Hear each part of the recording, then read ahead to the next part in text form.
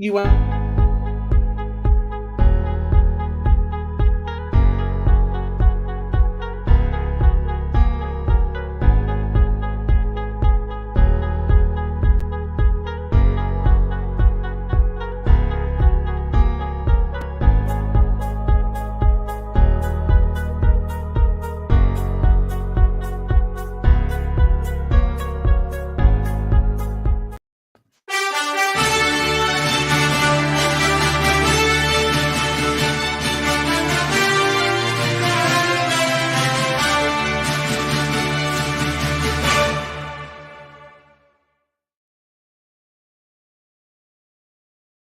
Hello, everyone, and welcome to this live review episode, spoiler review episode here from the Hollywood Critics Association for this brand new show streaming on Peacock, Bel-Air, the dramatic reinterpretation of the Fresh Prince of Bel-Air that made Will Smith a household name there in the 1990s. Look, his rap songs certainly got close, and then Bel-Air put him into the stratosphere. And of course, we see the Will Smith we have today, an incredible superstar. I am one of your hosts for this review. I am the outlaw John Rocha. You can find me at The Rocha Says on Twitter and on Instagram, and head over to my YouTube page, youtube.com/John Rocha Says for the Outlaw Nation stuff that I do there. I'm joined by these three wonderful ladies, and I'll let them each introduce themselves and where they're from. Kristen, please.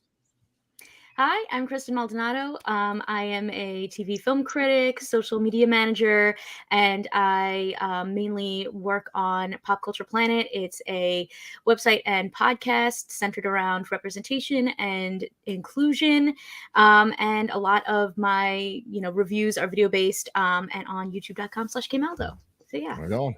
Social media manager. I may have to call you after this. Nikki Fowler, tell us, please. Everybody knows Nikki Fowler, but please remind the people that don't know Nikki Fowler.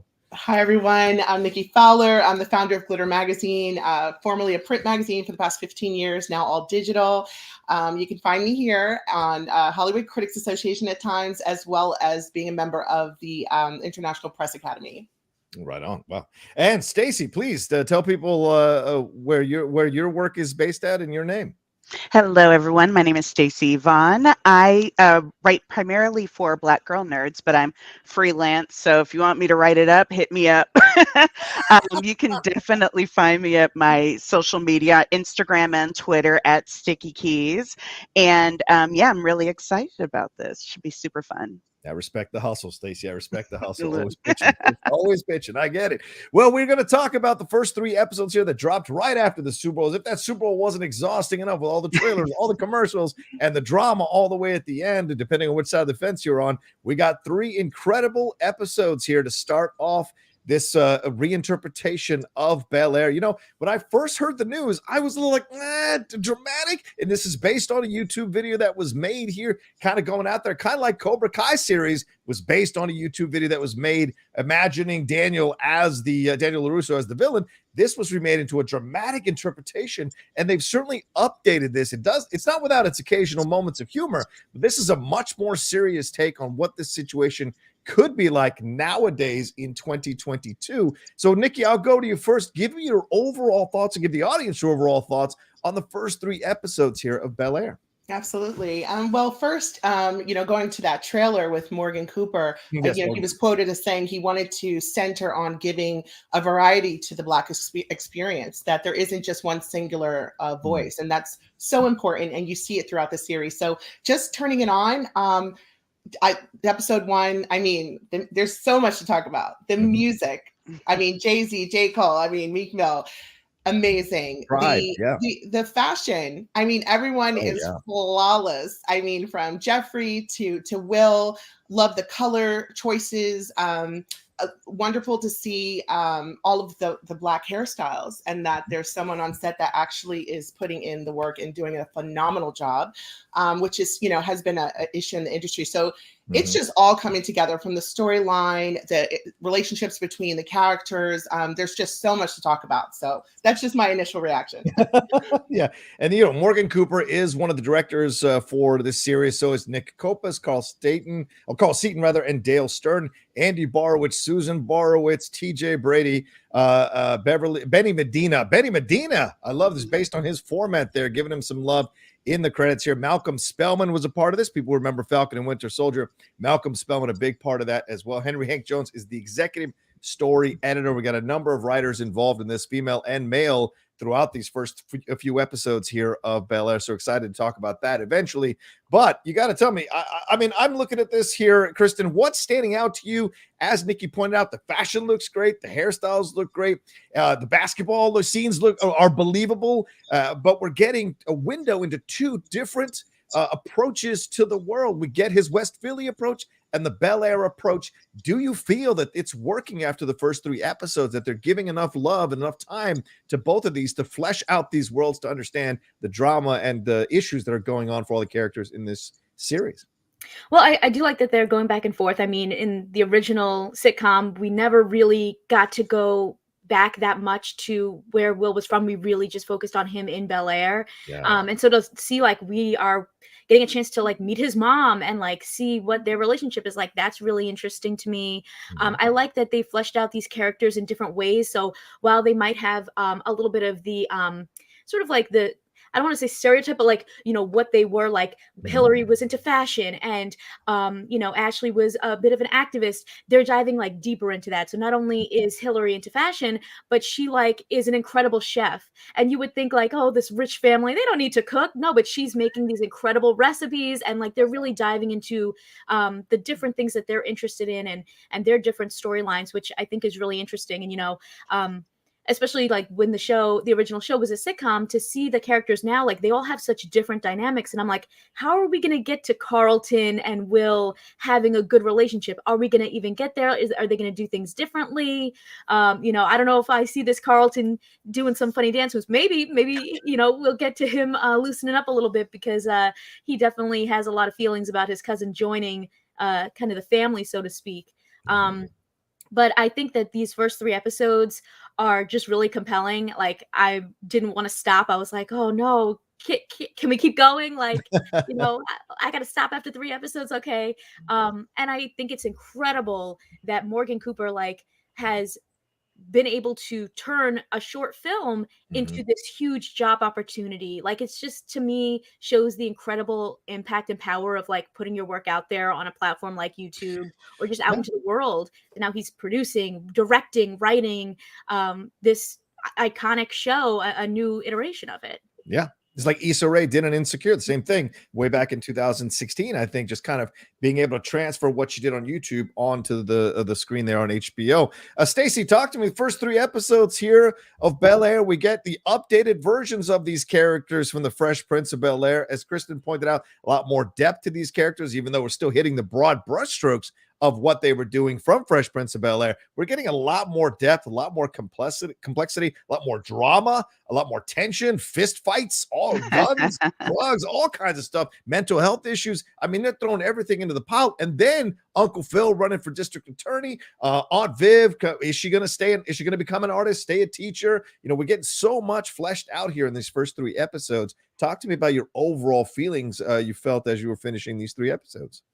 Well, first off, I wanted to shout out the Black art as well, and the decor and the items on the walls that have, each one has like a different story. And I had the opportunity to do a set visit with them, and so they talked specifically about making sure that there was, you know, music by Black artists, that there were Black designers, that the hair care was on point, because that was a very big thing, and it's still a very major issue in the industry right now. Yeah. And so I really enjoyed that. But what I really appreciate about this narrative specifically is it doesn't just talk about Blackness, it talks about the different ways that Blackness can be defined. And it crosses socioeconomic barriers, it crosses just cultural kind of specificity. There is something where it's like everybody is trying to maintain their connection to the culture. And are you able to do that with money? You know, are those mutually exclusive concepts? And you kind of see this through line of being like, all right, we're going to figure this out. We're going to figure out how to be true to ourselves and to be true to our connection to our community. And so I thought that was very, very cool. Morgan, both he and I are both from the Midwest. And I was like, there is so much in that kind of fish out of water story that comes from growing up where your circle are your people, but then everybody else who, controls your life, those are the people that you have to figure out, how do I fit in here? How do I keep going? And so, that's why I say I have a lot to talk about with Carlton. So I'm excited to get there. let's swing back around to you, Stacey, because we're going to start with that. I mean, we have to start out with the Will character. We have to start out with what Will has got going on here in his world, and also Carlton. Jabari Banks, I think, doing a fantastic job as Will Smith. It must be daunting to take on the role of Will Smith in this story with him executive producing. And if that isn't enough pressure, he's also doing the podcast after the show to kind of get you in. So he is very much involved in this. So talk to me about how you feel the show has constructed this version of the Will Smith character and Carlton as well, and their interactions in their relationship. He is a character. I will say that when it comes to Jabari, he's actually from Philly. He has those roots, and he was not the original Will that was in the spec in the trailer that was originally shown. And when they found him, it was just like, that's him. That's the guy. I think of anything Ali Sholatan, who plays Carlton. His portrayal is probably the most divergent from the original series. There is just nothing fun about him, really. Everything. He's such a status climber. And he has a very particular way for what he thinks happiness looks like and then how to obtain it. And he really is stuck between a rock and a hard place in a lot of this, and he just makes terrible decisions. So it's very compelling to watch. So I think it's very interesting. I think we are going to get to Kristen's point, we are going to get to a point where we have to see them reconcile. But before that, I think they're going to get even further and further down the rabbit hole. So yeah, Nikki, we're seeing a lot of drama between them from the beginning. I mean, right from the first interaction, Carlton thinks that Will's in here to kind of take his status with his family, take his status at school, certainly the status with Lisa. So there's a lot of drama going on. And think about the basketball scene where he sees Will playing with Uncle Phil there, and then we see later with Lisa that whole situation, and of course him covering for Cooper planting the drugs. So this is a very complicated approach to Carlton, and Will is our protagonist. He's kind of our hero, but Carlton, initially, we don't want to like him, but as the series is going along, they're slowly peeling off these onions. The layers from the onion, rather. What do you think about how Jabari Banks and Oli Sholatan are doing with these characters and their relationship as it's being presented in the show? I think they're doing an amazing job. I mean, there's so much in just what you said. There's just so many rabbit holes to go down on all of these different themes. First of all, I wanted to say the authenticity of this is it's just there. I'm from South Jersey. I have family and friends in Philly. And so when I first saw this, it just clicked instantly. Like, this is authentic. This is a true representation of that community. And then we go into lines on blended families. Will is coming into, his family's, his aunt's family, and what that means. There were certain times where Carlton mentioned that, or actually Lisa mentioned that, how come I didn't know Carlton had a cousin? Right. And that kind of falls into what Stacey was saying on classism and community and being in touch. So there's just so many different layers there, but definitely, Jabari is knocking out the box as far as his portrayal of Will. And, just the dynamic, I feel like, this is something that families can learn from, watching just the dynamic of Carlton and Will and them not knowing each other and everyone having a different perspective. And that happens in families all the time. So I love that this is something that the entire family can watch and possibly learn from.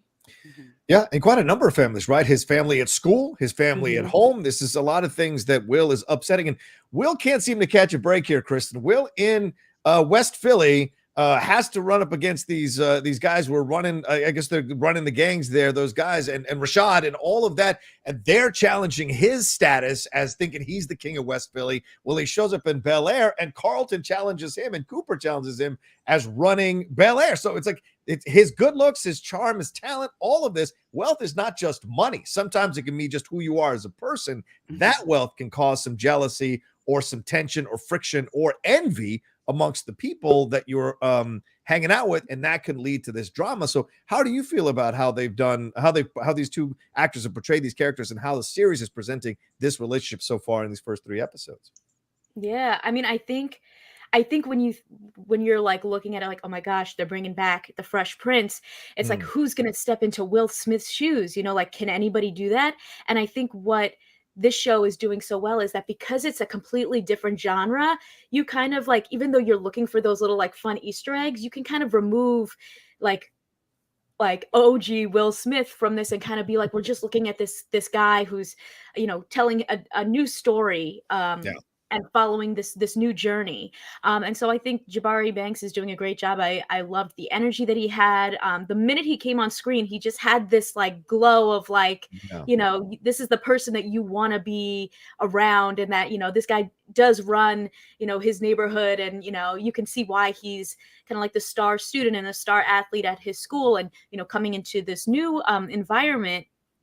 Ali Shaladan, oh my gosh, he's killing it as Carlton, because he's taking this character to these places that like we've never seen Carlton go to before. He was always kind of like a bit of a humorous character, so to speak, you know, like and I think they're taking like kind of the essence of Carlton being a little bit more buttoned up, being you know, a bit more you know, just completely the opposite of Will, and I think they're taking it even further, you know. And I'm excited. He's even more repressed. He's even more repressed. To see the two of them hit that, you know, whatever rock bottom that's going to be, and eventually form that connection, because, you know, this is your family. But it was so interesting to see some of the situations that Carlton is in. One that really stood out to me was in the locker room when they're singing that song, and Carlton's allowing certain words to be said that I'm like, Carlton, what is happening? I want to talk about that at length. Yes. Oh gosh, that was, and you know, Will coming in, but go ahead, Stacey. Yeah, please. I mean, because this is an argument we've heard now, and recently, especially this idea of who can say the N-word, who can't say the N-word, when should it be allowed? Well, if rappers use it, why am I allowed to? This is a really dangerous tightrope that they're throwing into this series, and I appreciate the gutsiness of it all. What do you think about how it's presented, Stacey? Is it working for you or not? When I tell you, I saw my childhood up on the screen. Like, I'm from Nebraska. I know this argument. I have had people yell in my face about how they should be allowed to say it because X, Y, Z, and, you know, being the only person who looked like me in that space. And that's why I felt such a sympathy for Carlton and for his situation. These are literally his people, but they are his people because that's what it is. That those are the people who are going to dictate his future. They're going to dictate his financial stability. You know, he really has to have an in with them. And so for him, he has to make a justification in his mind. All right, well, the N-word doesn't really matter because I can either make a big deal about the N-word, or I can get this internship based on a referral by this dude, or, you know, I can make sure that I go to this dude's wedding because then I can network to all these people. And it's such a fine line. So when Will comes in, you know, he's like, you know, like sounds of blackness. He's like, you can't say that. Will doesn't have those same stakes.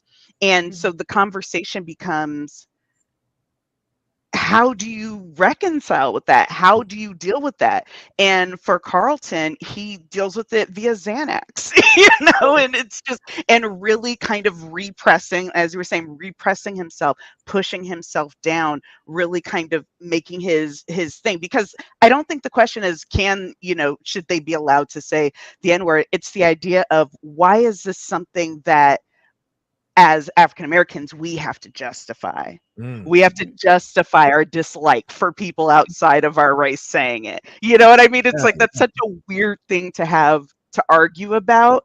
And it's like, well, because that's not the question. Right. And so it's a distraction. It becomes a distraction. And so the real journey is, why does Carlton feel like he has to protect these people from Will's ire, from judgment?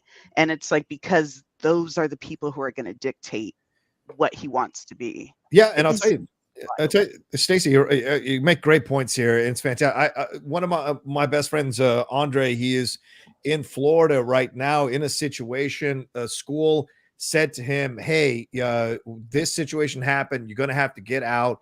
He ended up negotiating a little bit of severance pay in essence, but it's a little bit of a setup, and it's an almost all-white school. And his sister-in-law, his brother, and their kids and his kids go to that school. And although it was a bit of a frame job, a mostly white school, he is not going to sue them because of the other situations that are occurring at the same time that could be unsettled by the fact that if he goes and sues, they could have an issue. So I can't believe that happened today as I'm watching that episode earlier this morning, having the information and looking at Carlton. And it's easy to hate Carlton initially, but as you start to, as I say, peel the layers away, you see their new money.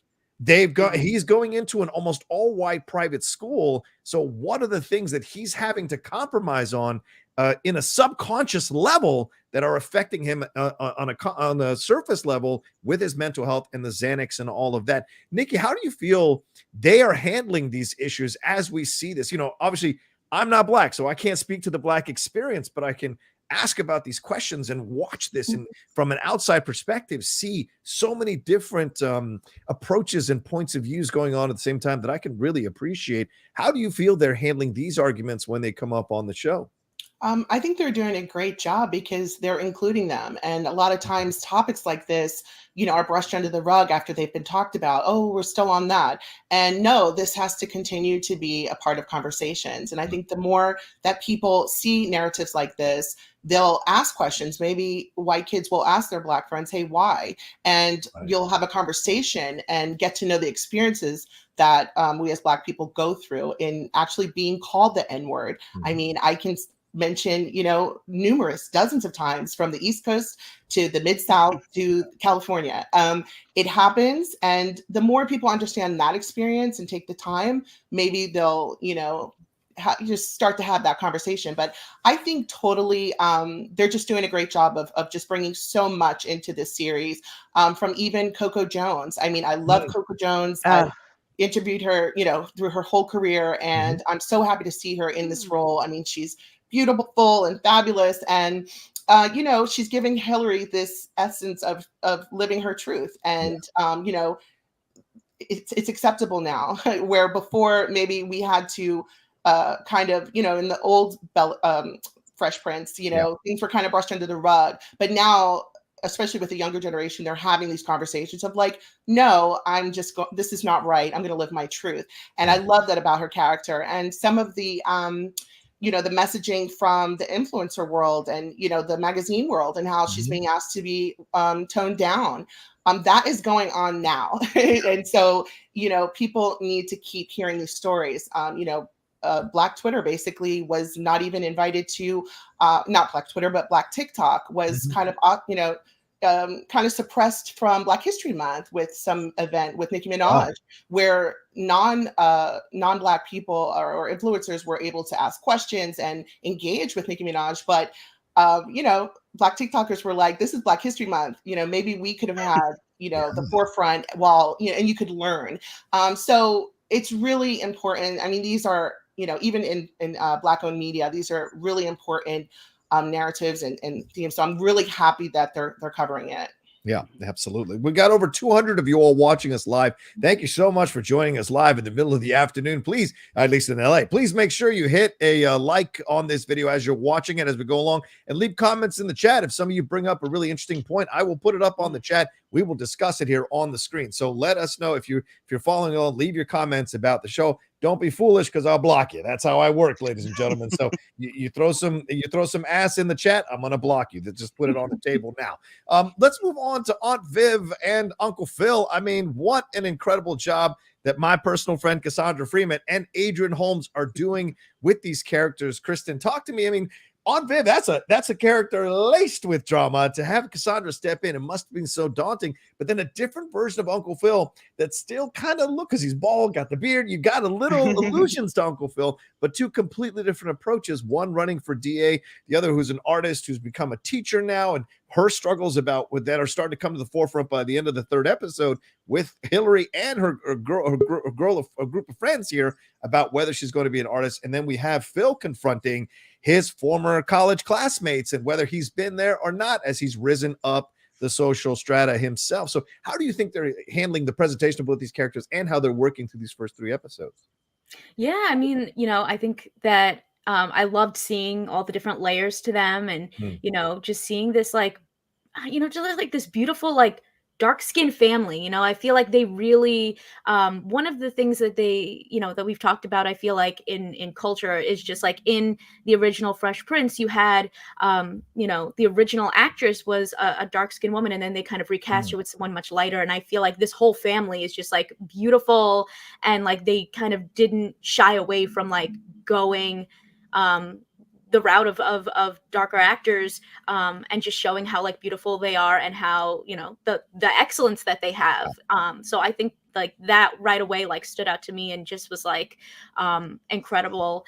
And I love seeing like just the different dynamics that these characters have. We get to dive further into what they're dealing with, and I think with Aunt Viv, to see that like she has these passions, but she's kind of like unsure if she can go for them, but then is also kind of like Carlton, worried about that like status quo of like, am I going to burn bridges here? Like I need to keep up appearances in order to keep having the opportunities that we've had for our family, and for Uncle Phil too, kind of the opposite actually, where it seems like maybe he's worked a little too hard to keep things high level, and people are like, well, we miss when you were just our friend, when he's with his fraternity brothers. And I think having Will there, having Will there and kind of being like, I'm going to bring a little bit of my Philly to this party and get Uncle Phil out of his shell, and that actually helped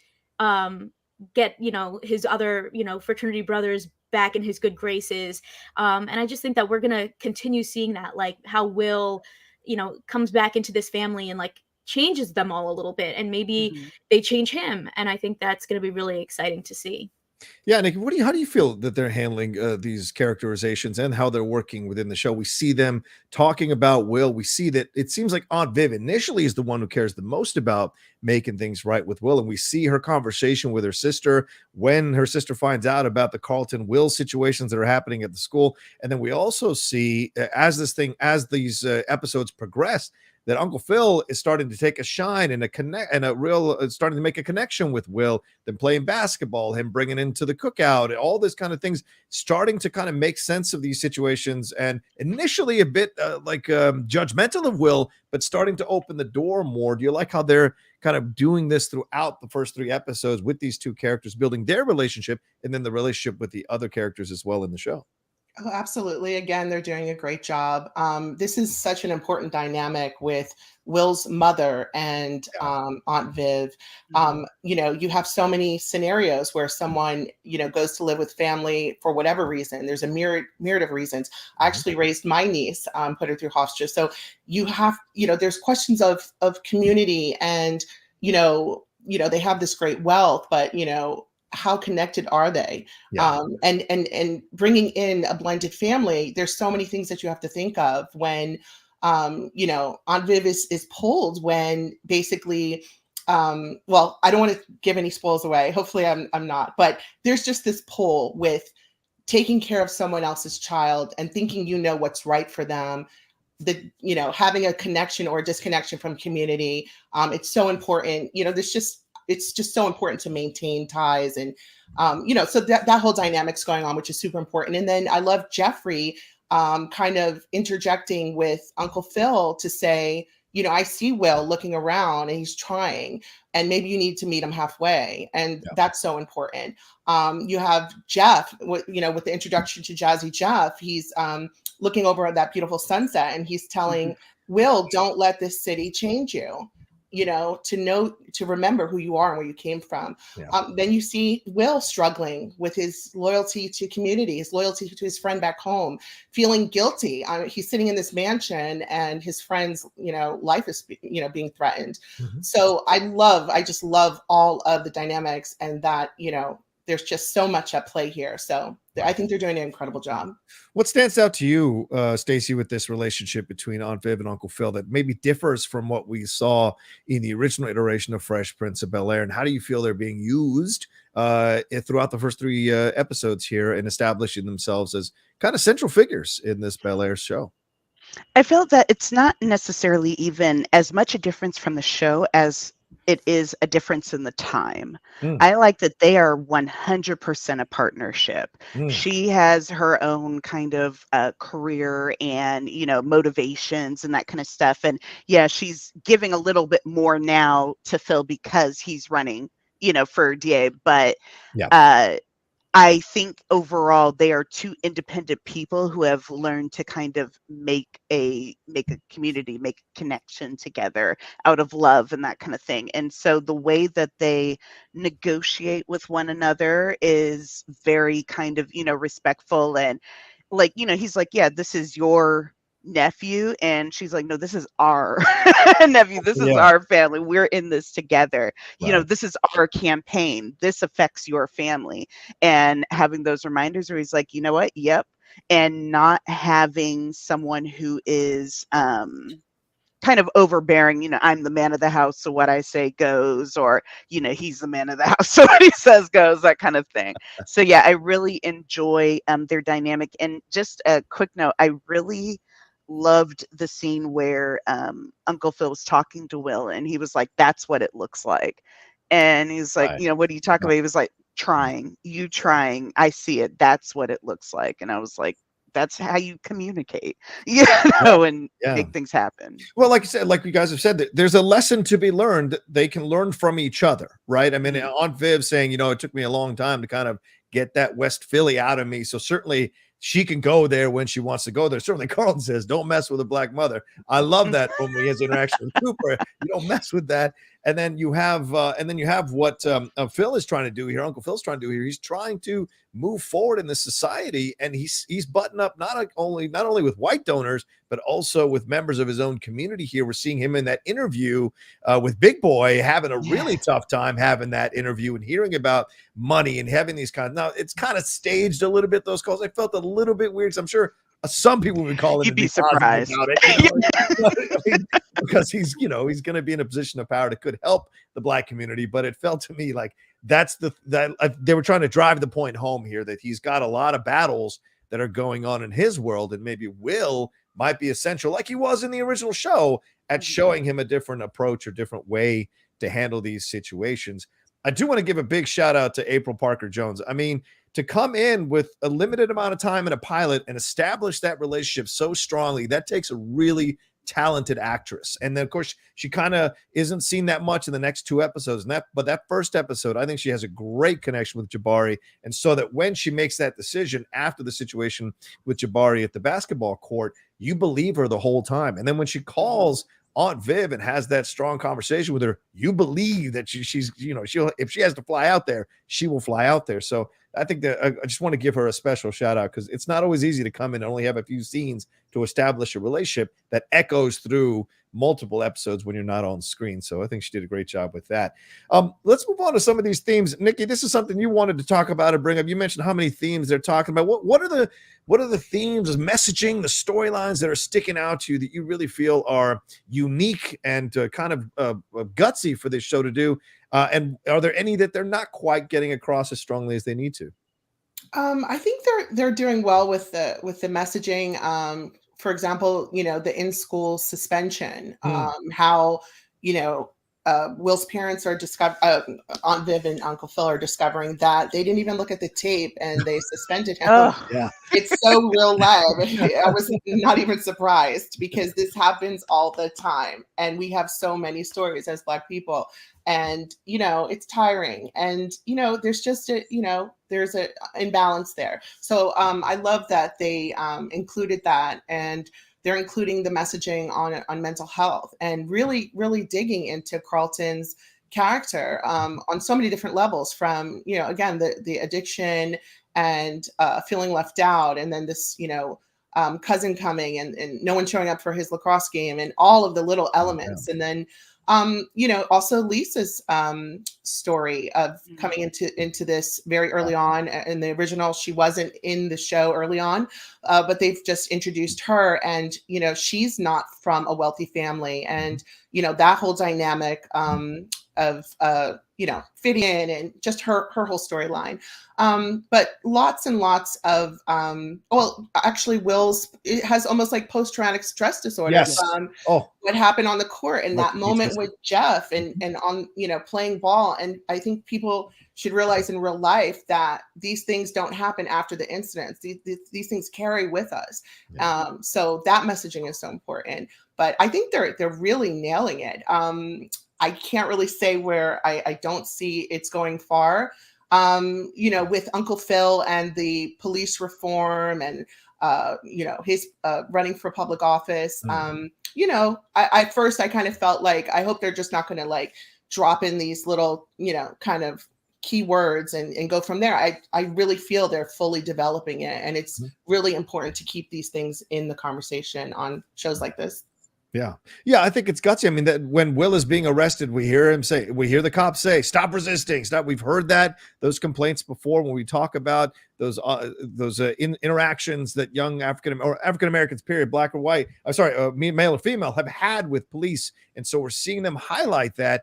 And it's a great point you bring up, Nikki. That's what struck me too. The PTSD, the fact that they're referring back to it is really important for people to understand, because it's so easy for people to just kind of overlook that or blow it off or say, oh, it's part of what that culture's or area is like, and not think about like how that can affect you going forward. Any traumatic incident like that can affect you going forward and come back and mess with you as you go along in your world. So I really appreciate that they're exploring that. And again, fish out of water all around. Everyone is battling their own kind of versions of being a fish out of water in this. And I love the messaging here. Kristen, what stands out for you in terms of the messaging, the themes, or any of the storylines here that are really working for you? And are there any that are not? Yeah, well, I think everything Nikki said, absolutely. And also, I just really like following Hillary. I love that like fashionable influencer story, and to see that she, the struggles that she was dealing with in that food interview. Yes. I think it's so relatable, because there's so many times I feel like where you're trying to do something or trying to break out into something, and people are like, we don't really see this for you, or like, yeah, but like you need to do it differently, and like, making you kind of compromise on maybe the things that you're trying to do. And so I just found that really relatable, and I thought it was so cool that she stood out and was like, no, this is not okay. And the fact that like, after the fact, when all these other women were hearing what happened, they were like, that was brave of you, that you like stood up and said like, this is not okay, because they were being inappropriate with what they said to her, and wanting her only if she's going to like change basically everything about herself and subdue herself. And so I really enjoyed following that story, and I want to see more of what she does, and also that idea of just like, obviously her mom wants her to make something of herself, and everybody kind of has their own different paths. So to see that like she's hustling to do something on her own, and maybe her family doesn't see that quite yet, but I feel like we're gonna see her like do awesome things, which just like excites me. I would say the place where I feel like the story is missing so far is really just maybe Ashley Banks, because we haven't really seen much of her. Right. I'm like, where's Ashley? I want to see Since what the she's up opening to. pilot. We haven't seen much of her except around the breakfast table. Yeah. Yeah. So, I want to see more of what she's going to be doing. I know she was like, had a good relationship with Will, and she was an activist like in the original show. So I want to see more of, what she'll be up to. But I think there's a lot of characters right now. So they're maybe trying to, give everybody a little bit of time, and hopefully we'll be able to just like continue seeing everybody's stories fleshed out more. Yeah. Well, what about you, Stacey? What storylines or messaging or themes are sticking out for you really powerfully as you watch these first 2 episodes? And are there any that are not quite working for you? It's funny you talked about Ashley, because the first thing I thought about was like, oh, she's going to come and be a singer and start singing Little Richard in the Mall or whatever. So I thought that'd be very funny. One of the storylines that I'm enjoying, but I want to know that they have kind of a lid to put on it, between Aunt Viv and Hillary. That whole dynamic, what I find so interesting about it is that, again, we have kind of a generational thing, and you talk about these kids in this next generation. They're not shutting up and putting up. They are calling out these injustices. They're like, I'm not going to take it. I don't need to take it. Goodbye. And, and going about the business. And for so long, especially, I know people in my generation, it was, all right, keep your head down, do your job. You can go home and complain about it later. Don't complain. Take what you get. Don't upset the apple cart. Don't make a scene. Exactly. Yeah, all that stuff. Yeah. And so you see kind of Viv stuck in that world, and she's getting cues from her sorors, from people who are in her generation, to be like, we got to keep it moving. We can't, you can't expect this anymore, but still kind of falling back on this idea of, well, if you didn't go to college, then it means you're not successful. And, well, I don't understand what an influencer does, so what you're doing doesn't have value. And it's like, being an influencer, you can make some money.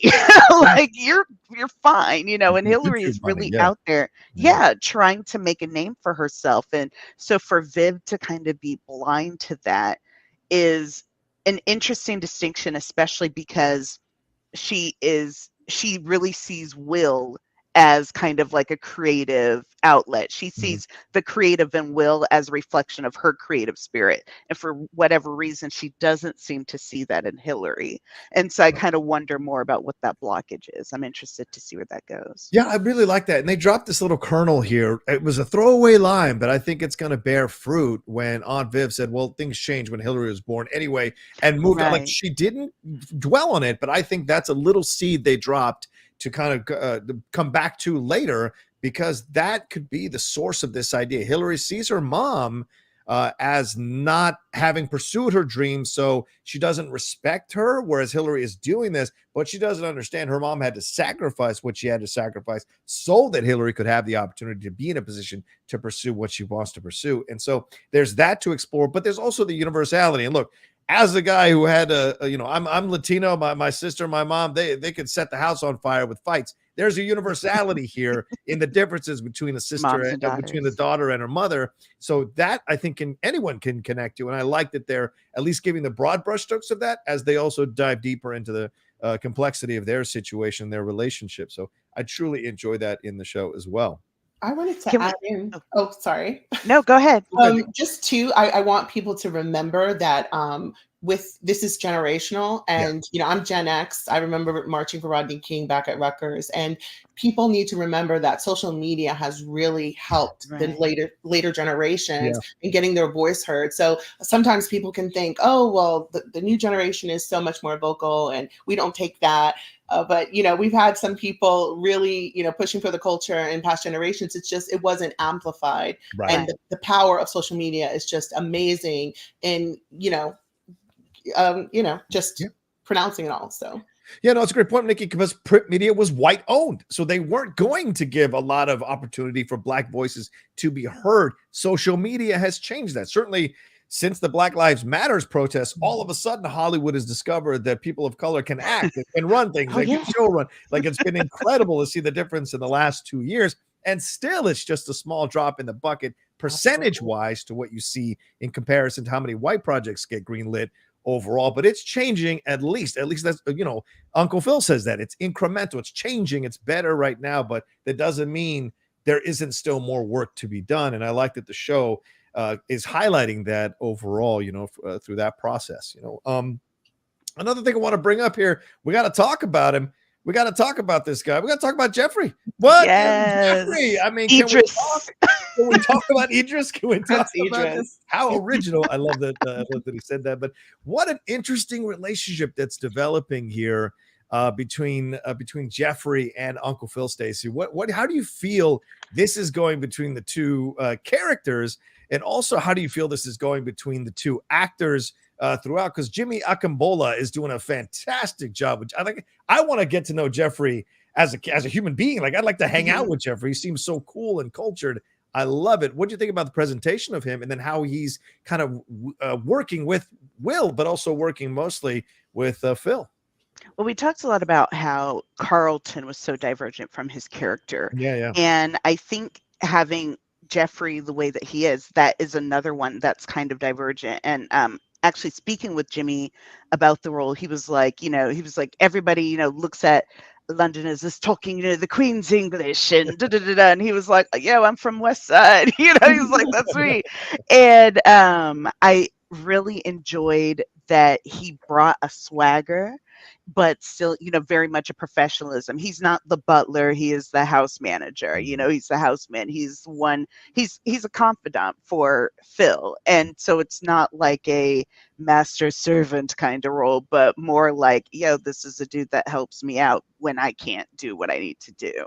Right. And so I think Jimmy is doing a fantastic job. I love that Jimmy definitely has, he said, coming from Jamaica, from Jamaica to here was a complete culture change. I didn't know what was going on. He was like, so you got to give that boy a little more time to adjust and to understand that this is different. Like, he's dealing with so much, and just kind of reminding Phil, you're from, what is it, Yamacraw. You're from Yamacraw, North Carolina, and so you weren't always, this kind of bougie to do either. You needed some time to adjust. He needs some time to adjust. I love that Jeffrey is the one that isn't afraid to kind of go toe to toe with Phil and to challenge him on those things. Yeah, and to be fair, in the original show, Jeffrey would occasionally get his shots in when he needed to. So they were funny and they were to the point. But yeah, he did. Kristen, what do you think about how Jimmy Akingbola is doing with this character, and how this character is working within the framework of this show over the first 3 episodes? Yeah, I mean, the first thing I thought was, man, this guy's so suave. Like, he looks good. He comes out there, he's just like, basically running everything. I like Stacey said, that he's not just considered a butler. He's, managing what's going on. Yeah. He's the one that is, there for Uncle Phil, when he kind of like, if he needs to talk about something, they're playing, pool together. They're bros, but, it's like his best friend that just happens to work for him kind of thing, which I thought was really cool. Maybe like a little Batman and Alfred. Where this dynamic duo. That's a great point. Yeah, I thought. And so I really liked it. I think, he's one that, the minute he came on screen, it's like, oh, the outfits are looking good. Like he's just looking very put together. And I think that he's doing a great job, and I'm excited to see how much does he contribute to, the campaign that they're working on, and, helping out with Will and everything that's going to go on the rest of the season. Yeah.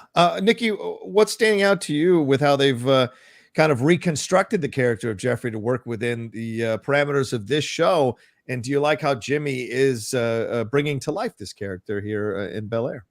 Yeah, I do. I mean, Jeffrey in the old series, he had a lot of swag as well. Yeah. And he played a dynamic part in the family. And first of all, I think Jimmy's killing it. I mean, you just gravitate right to him on screen.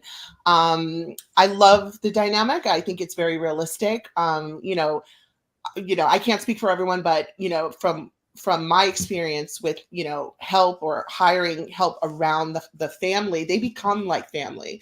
And that's just a cultural thing.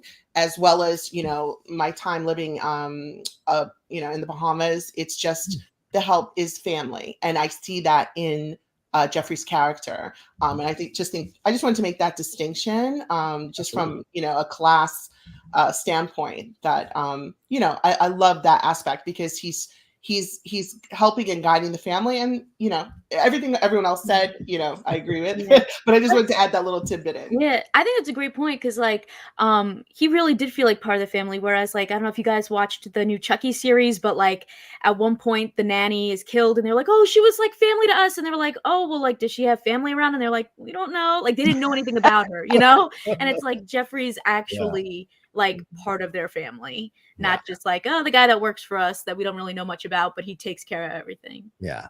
Well, since we're an after show, we also have to look at some things that may not be working. Nikki, I'll go back to you. Is there anything that is giving you pause or hesitation, or anything that you feel like, okay, you know, I don't know if it's 100% working? Anything overall about the show do you think isn't quite hitting the mark, and you want to see if they do correct that in the next 4 episodes? You know, I loved everything. There were just some times where I guess the dialogue between the actors was a bit slow, and I just started to drift away from it a little bit. I just thought it could have been a little bit stronger. I think that, you know, everyone really has been bringing their A game with you know, their lines and delivery, but there just are some times where I'm like, you know, it just slows down in pace. And I think I personally would have liked it to keep that fast-paced energy.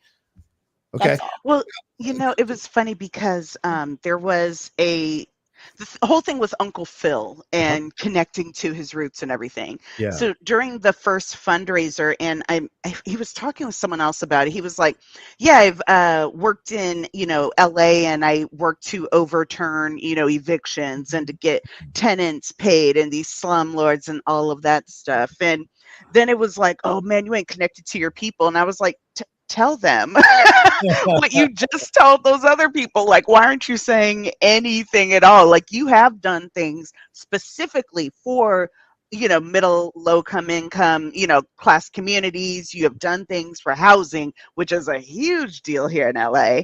And so I'm like, that would automatically help you. And I understand that a lot of it is just kind of plot device, and so you know, you want to stretch out and get to the next thing, but there are times where I'm like, just say it. Do you have anything else that kind of sticks in your craw a little bit, Stacey, about the show? Honestly, that was so there are some mysteries, and they keep kind of hinting around them, and so it's not necessarily something that sticks in my craw, but I'm like, when are you going to get back to that, you know? Like, are you coming back to that? And especially just the idea of like, well, we had to help Will, we owe it to him. And I'm like, why? You know, like, what's going on? And there's a whole thing with his dad, and I was like, is Uncle Phil your daddy? You know, it's just like, what on earth is going on? And so, yeah, I mean, but I mean, you know, that's where my mind goes. So I'm like, y'all need to put my mind to rest. Let me know what's happening. So I'm interested to see more of that, but I'm like, come on. Oh, there's definitely something there between Viola and Viv. There's definitely something there, but because I mean, Aunt Viv feels like there's an owing here that she has to atone for. And certainly the interaction with her and Viola, she took the submissive position in the interaction on the phone. Viv did. So that lets you know that there's something here she's trying to atone for with Viola. And Viola came out strong. So yeah, that's going to eventually pay itself out for sure. We're going to see that mystery. And I think there's something with Phil being a part of this as well too. So I'll be very curious to see how that plays itself out. Kristen, anything that is giving you a little bit of pause here in these first 3 episodes? Well, I think what Stacey said was interesting. And going off of that, I think because we're not sure yet, it's like, how big are we going? Like, you know, like I feel like every episode it seems like there's all this like something's happening to Will, like, oh, of course, like, and so I'm like, are we going like full CW drama, or is it going to be like tone it down a little bit? I'm not sure yet. So I think that's something that like as we continue on, we'll like figure out like how far are we really going. And then just the other thing, like I mentioned, like we haven't really seen Ashley after that first episode. So, you know, just like not forgetting characters. I hope that they don't like let certain things fall. You know, it seems like they're setting up a lot of cool stuff. So I think really as we continue watching the season, we'll know for sure, like, do we love this, where are we going? Are we actually going to address everything that they're supposedly teasing? Yeah. But right now I'm having a lot of fun with it. I think the music's awesome. Oh my The God. fashion's awesome. I think Yeah. they're killing it with the cast so far. So I'm excited to see where the rest of this season goes. Look, if Guardians of the Galaxy can release a double album where they've taken all these 70s songs and claimed them as their own, then Bel-Air needs to release a double CD or something with all the tracks on here, because there's so much great music, especially those Tribe cuts. I was jumping up and down when I was listening to those Tribe cuts. It's nice to see that in here. But there was a couple of tracks, or a few tracks actually, I didn't know, I didn't recognize, but I liked. So I'm like, okay, I want to know what these tracks are. And maybe someone who's got a website's already coming up with all that and listing them per episode, I'm sure. But some great stuff here. And I agree with you, Kristen. That's the one thing that I'm worried about, that this becomes like ER, where it's a constant state. ER doctors watch ER and they go, people would go insane if that was real life. No one would be able to survive. So I imagine they screen these first 3 episodes to give you an idea of all the conflicts that are going on. And then the next 4, they're going to take their time, like kind of fleshing out all these situations. Because just about every white character on the show is a bad guy except for Tyler right now. So hopefully we're going to get a little more balance a little bit as the show goes along. And I'd love some Latino representation if that's okay too. I'd like to be, we're in LA too. I'm just saying we'd like to be a part of this as well. So I'm curious to see if there's more to come in these next 4 episodes. But yeah, overall, I'm really enjoying it. And I saw some kind of mixed reviews, and I didn't understand that, because I've been really enjoying the acting. I like the writing here for the most part. Really enjoy the storylines and the way they've kind of recreated these characters in new and interesting ways that feel authentic to what our world is like now. And I appreciate that from the show. Any final words here before we wrap up? Nikki, any final words? Oh, I'm looking forward to seeing, what happens with Coco, and then, with Rashad finding Will. I want to see what's happening with that. Yeah. I also love the cinematography. I mean, that whole pool scene with Will falling into the pool and the symbolism there, but the cinematography is fire. So You're great. Yeah, the crown going away, that was awesome. That could have easily been cheesy, but they did it really well because of what his mom said to him, which I think is the line of the series so far. Your crown is out there for you to get if you have the courage to go get it. And I think that's it. They should put that on t-shirts. They should put that everywhere, on posters to hang on your walls to inspire you. Such a great line. Kristen, any final words that you have about the show here as we kind of wrap up our review? Yeah, well, I hope they continue to do more cool cinematic shots like that. That was awesome. And I loved all the little small nods, like the little dice in the car, or the lines right. You want to continue what they're saying because they're saying a line from I got one little fight. Yeah. I love those. So I hope that they continue to do some small nods. Nothing, nothing too cheesy, but the ones they've done so far have been fun, where you're like, yes, OG. Yeah, and I love Jordan L. Jones as Jazz. I think with the spots that we're getting him, he's working really well, weaving into the show as well. Stacey, any final words here as we wrap up our review about the show? When I do look at the criticisms of the show, a lot of it has to do is oh, well, this isn't the Fresh Prince I know. And it's but it's not supposed to be the Fresh Prince that you know. And I understand the idea of nostalgia, but this isn't necessarily about nostalgia. It's about introducing the concept to kind of a new audience that really either didn't know about it before or knew about it and wants to kind of see another version of it. And I think if you look at it from that perspective, it really changes things. Again, I do love the little shout out. So he's like, I got one little fight, my mom got scared, and I was like, and it's very fun, but then it resets, and so you're like, all right, we're back on track, let's see what's going on, let's get into this drama. And so I really enjoyed it.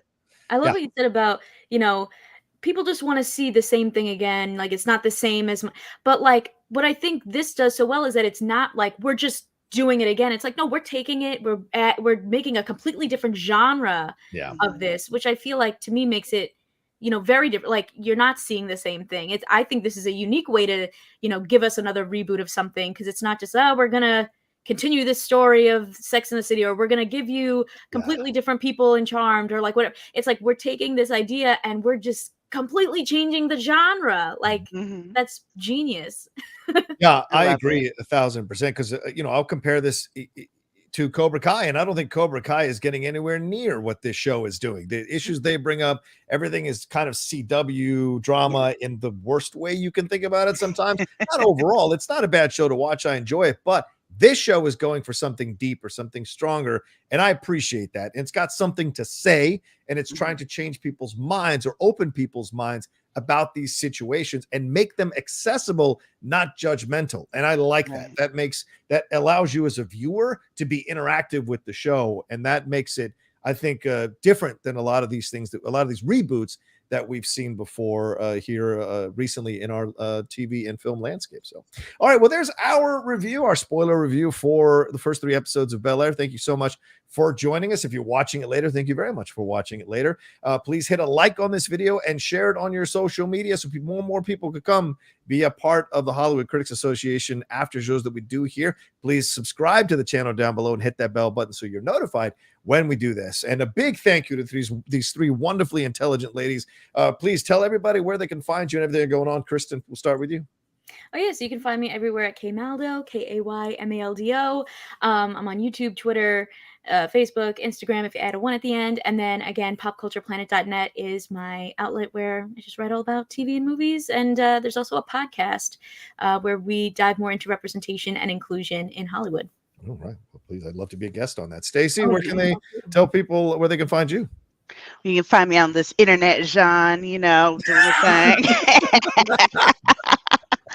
I am on Instagram, Twitter at Sticky Keys, and it's under construction, but coming soon.